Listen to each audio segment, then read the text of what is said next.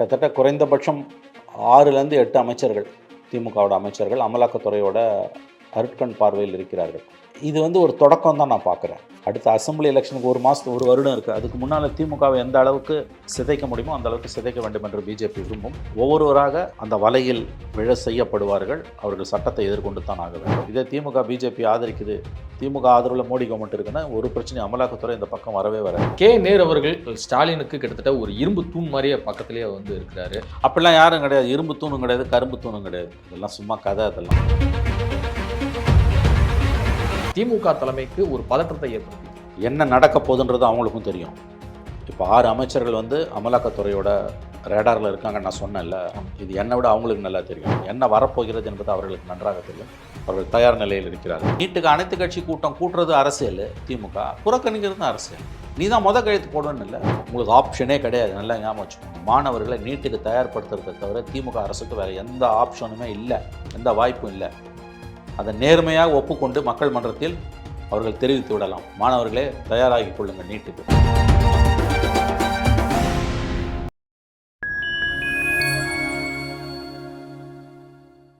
Fine time media நேயர்களுக்கு வணக்கம். நான் உங்கள் சங்கீத் குஹன். நம்ம சிறப்பு நிகழ்ச்சியில் நம்மோடு இணைந்திருக்கிறார் மதிப்பிற்குரிய மூத்த பத்திரிகையாளர் திரு மணி அவர்கள். வணக்கம் சார். நகர்ப்புற நிர்வாகத்துறை அமைச்சர் கே நேரு அவருடைய தம்பி, அவருடைய வீடு, அவருடைய மகன் தொடர்புடைய எல்லா அலுவலகங்களையும் பார்த்தீங்கன்னா சல்லடை போட்டு சலிச்சிருக்கு அமலாக்கத்துறை. இந்த சோதனை நேரு அவருடைய வீட்டில் 10 மணி நேரம் நடைபெற்று அப்புறம் சில டாக்குமெண்ட்லாம் எடுத்துகிட்டு போனாங்க இடி. ஆனால் அதன் பிறகு அவருடைய தம்பி KN ரவிச்சந்திரன் அவருடைய வீடு மற்றும் அலுவலகங்களில் இன்னும் தொடர்ந்து சோதனை நடைபெற்றுட்டு தான் வருது. 5 மணி நேரம் அவரை அழைத்து கொண்டு போய் நுங்கம்பாக்கத்தில் இருக்கக்கூடிய இடி ஆஃபீஸில் விசாரணையை நடத்தியிருக்காங்க. என்னதான் நடக்குது? இதனுடைய பின்னூட்ட அரசியல் தான் என்ன? அதாவது பின்னூட்ட அரசியல், திமுகவை அமலாக்கத்துறை பிஜேபி கவர்மெண்ட் மோடி அரசு சுற்றி வளைக்கிறது. கிட்டத்தட்ட குறைந்தபட்சம் 6லேருந்து 8 அமைச்சர்கள், திமுகவோட அமைச்சர்கள் அமலாக்கத்துறையோட அருட்கண் பார்வையில் இருக்கிறார்கள், ரேடாரில் இருக்காங்க. நேரு முதல்ல இப்போ ஆளாக வந்திருக்காரு இந்த லிஸ்ட்டில். ஃபஸ்ட்டு நேரு தான் இருக்கார். ஸோ அவர் மீது ஏற்கனவே குற்றச்சாட்டுகள் இருந்து கொண்டிருக்கின்றன. இது ஒரு தொடக்கம் தான் நான் பார்க்குறேன். அடுத்த அசெம்பிளி எலெக்ஷனுக்கு ஒரு வருடம் இருக்குது. அதுக்கு முன்னால் திமுகவை எந்த அளவுக்கு சிதைக்க முடியுமோ அந்த அளவுக்கு சிதைக்க வேண்டும் என்று பிஜேபி விரும்பும். குறைந்தது 6லேருந்து 8 அமைச்சர்கள் அமலாக்கத்துறையின் அருட்கண் பார்வையில், காதல் பார்வையில் சிக்குண்டு கிடக்கிறார்கள். ஒவ்வொருவராக அந்த வலையில் விழ செய்யப்படுவார்கள். அவர்கள் சட்டத்தை எதிர்கொண்டு தான் ஆக வேண்டும். இது அரசியல் ரீதியிலான ஒரு தாக்குதல். திமுக பிஜேபியை எதிர்க்கிறது என்பதற்காகத்தான் மோடி அரசு இதை செய்கிறது. இதே திமுக பிஜேபி ஆதரிக்குது, திமுக ஆதரவில் மோடி கவர்மெண்ட் இருக்குன்னா ஒரு பிரச்சனை அமலாக்கத்துறை இந்த பக்கம் வரவே வராது. ஐடியும் வரவே வராது. அமலாக்கத்துறை வருதுன்னா அது முழுக்க அரசியல் ரீதியிலான பிரச்சனை தான் இந்த விஷயத்தில். இங்கே தப்பு நடந்திருக்குன்றது உண்மை. இது இப்போ இருக்கக்கூடிய பிரச்சனை என்னென்னா, டாஸ்மாகில் தவறு நடந்தது உண்மை. ஆனால் மோடி அரசு இதை கையில் எடுக்கிறதுக்கு காரணம் அந்த தவறு மட்டும் இல்லை, அரசியல் ரீதியாக திமுகவை பழி வாங்க வேண்டும் என்பதுதான். இதுதான் தமிழ்நாட்டில் என்னையும் உங்களையும் போன்ற கோடானு கோடி நல்லவர்களுக்கு இருக்கக்கூடிய மிகப்பெரிய டைலமா. ஏன்னா இங்கே தப்பு நடந்திருக்கு, ஆனால் அவங்க ஈடி வர்றது தப்பை சரி பண்ணுறதுக்கு, தண்டிக்கிறதுக்கு கிடையாது. பொலிட்டிக்கலாக டிஎம்கேவை தாங்கள் காலடியில் உட்கார வைக்கணுங்கிறதுக்கு தான். ஏன்னா எதை சொன்னாலும் இவங்க எதிர்க்கிறாங்க. இந்தியாவில் எந்த மாநிலமும் தமிழ்நாடு மாதிரி இல்லை. எந்த திட்டத்தை மோடி கவர்மெண்ட்டுக்கு வந்தாலும் இவங்க எதிர்க்கிறாங்க. எது சொன்னாலும் எதிர்க்கிறாங்க. அது நீட்டாக இருக்கலாம், மும்மொழி கொள்கையாக இருக்கலாம், என்இபியாக இருக்கலாம், அல்லது வக்பு மசோதாவாக இருக்கலாம். என்ன வேணால் அவங்க கொண்டு வரட்டும், இவங்க எதிர்ப்பாங்க. இந்தியாவில் எந்த மாநிலத்திலையும் இது கிடையாது. ஆகவே அவங்க இதை எப்படி பார்ப்பாங்கன்னா, இவங்க சேலஞ்ச் ரொம்ப பண்ணுறாங்க, கொஞ்சம் தட்டி வைக்கணும் தான் அவங்க பார்ப்பான் அவன் பார்வையில். அதுதான் இன்றைக்கி தமிழ்நாட்டோட சாபக்கேடு. அமலாக்கத்துறையின் நடவடிக்கைகள் அரசியல் உள்நோக்கம் கொண்டவை டாஸ்மாகில் என்பதில் எந்த மாற்று கருத்துக்கும் இடமில்லை. ஆனால் டாஸ்மாகில் நடப்பது மாபெரும் ஊழல். இந்த கவர்மெண்ட்டில் இல்லை, எடப்பாடி கவர்மெண்ட், அதுக்கு முன்னால் கருணாநிதி கவர்மெண்ட், ஜெயலலிதா கவர்மெண்ட், எல்லாத்துலேயுமே. இந்த கவர்மெண்ட் வந்த பிறகும் அது தொடர்றது மட்டும் இல்லை, அதிகமாகவும் ஆயிருக்கு. 2001 பிறகு இந்த கவர்மெண்ட் வந்த பிறகு ரொம்ப அதிகமாகவே அது ஆயிருக்குது.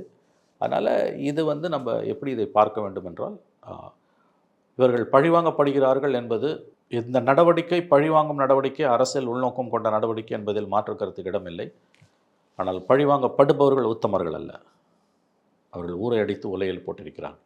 அப்படி தான் புரிஞ்சு. இப்போ 2021 தான் இந்த வழக்குலாம் பதியப்பட்டிருக்கு. ஸோ அப்படி இருக்கும்போது இப்போ தூசு தட்டப்பட வேண்டிய அவசியம் என்பதே நீங்கள் சொன்ன அரசியல் காரணம். ஆமாம்மா, அது அப்படி தானே வரும். அது எப்போ வேணால் கையில் எடுப்பாங்களா? அடுத்த வருஷம் எலெக்ஷன் வருது இல்லை, அதுக்குள்ளே வலையை போட்டு இருக்குவாங்க.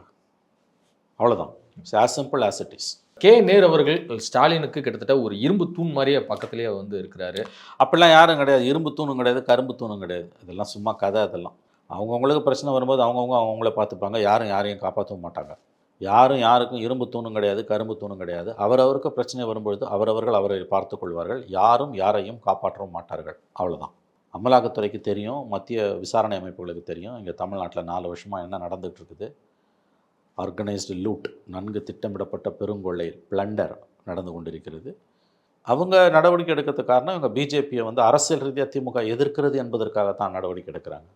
சட்டத்தை நிலைநாட்டணும், லஞ்சத்தை ஒழிக்கணும்லாம் அதெல்லாம் கிடையாது. ஆனால் பிஜேபி ஆளுற மாநிலங்களையும் தான் லஞ்சம் தலை வெள்ளமாக ஓடுது. பிஜேபியை கடுமையாக இவங்க எதிர்க்கிறாங்க அரசியல் ரீதியாக. மத்திய அரசு எந்த திட்டம் கொண்டு வந்தாலும் அதை எதிர்க்கிறாங்க. அதனால் இதெல்லாம் செய்கிறாங்க. இது வந்து ஸ்டாலினுக்கே வைக்கப்பட்ட ஒரு செக்காக தான் பார்க்க வேண்டியிருக்கு அப்படின்னு நிறைய விமர்சகர்கள் சொல்கிறாங்க. எப்படி இந்த கருத்தை புரிஞ்சுக்க? இல்லை, அதை வந்து இந்த நேரத்தில் வந்து மறுப்பதும் கடினம், ஏற்றுக்கொள்வதும் கடினம். ஆனால் நீங்கள் வந்து பார்த்தீங்கன்னா வந்து 3 மாநிலங்களில் இந்த லிக்கர் ஸ்கேம் வந்து ஒரு மிகப்பெரிய அரசியல் நெருக்கடியாக அந்த மாநில கட்சிகளுக்கும் அந்த முதலமைச்சர்களுக்கும் உருவாகி இருக்கு. பதவியே இழந்தாங்க. தெலுங்கானாவில் ஜெயிலுக்கு போனாங்க. பிஆர்எஸ், டெல்லியில் ஏஏபி. ஆமாம், ஆம் ஆத்மி கட்சி, தெலுங்கானாவில் பிஆர்எஸ், ஜார்க்கண்டில் ஹேமந்த் சோரன், சத்தீஸ்கரில் பூபேஷ் பகல், அந்நிய செலவாணி மோசடி, காங்கிரஸ் கவர்மெண்ட். அவங்க இதில் வந்து ஜார்க்கண்டில் வந்து ஐ திங்க் அது லிக்கர் ஸ்கேம் இல்லை, வேற கேஸ். அது வந்து நீங்கள் சொல்கிறது கரெக்டு. தெலுங்கானா, டெல்லி, சத்தீஸ்கர், இது 3லையுமே மிகப்பெரிய விஷயம்.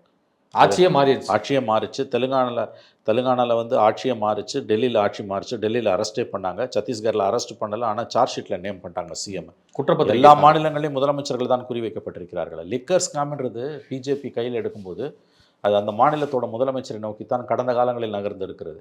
இங்கே தமிழ்நாட்டில் அந்த மாதிரி போகுமா போகாதான்னு நம்ம இந்த இடத்துல சொல்ல முடியாது. இதை உறுதிப்படுத்தவும் முடியாது, மறுக்கவும் முடியாது. இப்படி தான் நம்ம இதை பார்க்கணும். இது ஒரு சீரியஸ் கேஸாக தான் டெவலப் ஆகிட்டுருக்கு. டாஸ்மாக் கேஸ் அசம்பிளி எலெக்ஷனுக்கு முன்னால் இதை வைத்து மிகப்பெரிய அளவில் திமுகவை சுற்றி வளைக்க பிஜேபி இடியை வைத்து திட்டமிடுகிறது என்பது உண்மை. மற்ற மாநிலங்களைப் போல இது வந்து முதலமைச்சரின் வரை போகுமா இல்லையா என்பது நமக்கு தெரியாது, இப்போ தெரியாது. அது இந்த வழக்கோட அடுத்தடுத்த கட்டங்களில் தான் நம்மால் சொல்ல முடியும். நேரு அவருடைய சகோதரர்கள், அவருடைய மகன் தொடர்புடைய எல்லா அலுவலகங்களையும் ரெய்டு போனாங்க. ஆனால் தன் வீட்டிற்கே வந்து அமலாக்கத்துறை அதிகாரிகள் வந்து சோதனை நடத்துவாங்கன்னு நேரு எதிர்பார்த்திருப்பார். அவருக்கு தெரியும், நன்றாக தெரியும். வரப்போகிறார்கள் என்பது அவருக்கு நன்றாக தெரியும். எப்போ வராங்கன்னு வேணால் தெரியாமல் இருந்திருக்கலாம். கண்டிப்பாக இடி தன்னுடைய வீட்டுக்கு வந்து கதவை தட்டும் என்பது நேரு அவர்களுக்கு நன்றாக தெரியும். இவர்கள் பெரும் பணக்காரர்கள், மிகப்பெரிய அளவில் இவர்கள் பணம் வைத்திருக்கிறார்கள், மிகப்பெரிய தொழில்களை இவர்கள் செய்கிறார்கள். பிஜேபி திமுகவை குறிவைக்கிறது. நான் சொன்னல, குறைந்தது 6 அமைச்சர்கள் அமலாக்கத்துறையின் அருட்கண் பார்வையில் இருக்கிறார்கள். அந்த அமைச்சர்களுக்கும் அது தெரியும், என்ன வரப்போகுதுன்றது அவங்களுக்கு தெரியும். They know what is going to come. 4 வருஷம் நடந்த கொள்ளை இருக்குல்ல தமிழ்நாட்டில், சம்மந்தப்பட்டவங்களுக்கு தெரியும் அடுத்தடுத்து என்னென்ன நடக்க போகுதுன்னு. தேர் வெரி ஷார்ப். அவர்கள் மிகவும் அறிவு கூர்மை உள்ளவர்கள். அமலாக்கத்துறை தன்னுடைய வீட்டிற்கு வந்து கதவை தட்டும் என்பது நேரு அவர்களுக்கு நன்றாகவே தெரியும்.